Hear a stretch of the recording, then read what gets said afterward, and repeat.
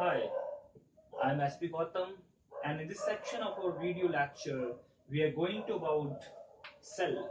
What is cell? How can we define it? What is cytology? And what is cell biology?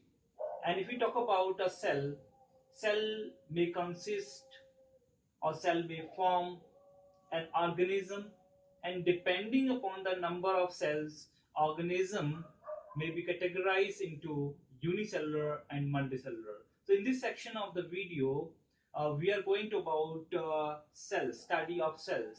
So first of all, we should define a cell. Cell is what? Cell is structural and functional unit of living organism or living beings. Yes.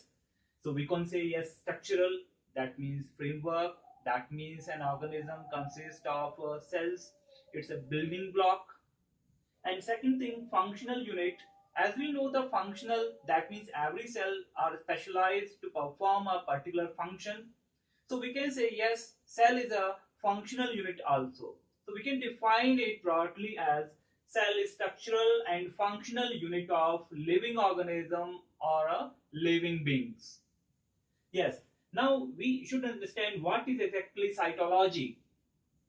Cytology is what? Cytology is study of form and structure. That is form and structure of cell as well as their organelles. So should remember this thing. If we talk about cytology, it is nothing. It is simply study of form and the structure of cell as well as their organelles. But if we talk about cell biology, it's a broad term. It's in broad term. We can define it as it is a branch of biology which deals with the study of structure, biochemistry of the cell, physiology of the cell, reproduction of the cell, evolution and genetics of the cell. That means we have to understand how cell is formed, that is structure, internal structure, what are the biochemical process taking place inside the cell, that is the biochemistry of the cell, how, yeah, what physiology is there, different type of mechanism is going on the cell, metabolism and all this. So what are the different metabolic reactions taking place in the inside the cell? This comes in the physiology of the cell. Then reproduction, how our cell divide to form other cells, offspring cells, how it grow, that is reproduction. And if we talk about evolution in genetics, that means cell evolve, cell grow, cell multiply. And the in genetics part, that means offspring cells, the produce cells, what are their genetic content, whether it is same to the parental cell or different, that is evolution also. So if we talk about cell biology, we are going to study about a broad view their structure, their biochemistry, their physiology, their reproduction, their evolution and genetics of the cell. Yes, we know that an organism is consist of cell and number, that means an organism categorized as unicellular and multicellular depending upon the number of cells.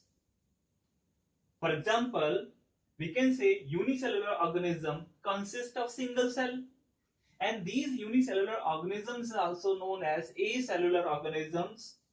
In Latin, a means without and cella means cell.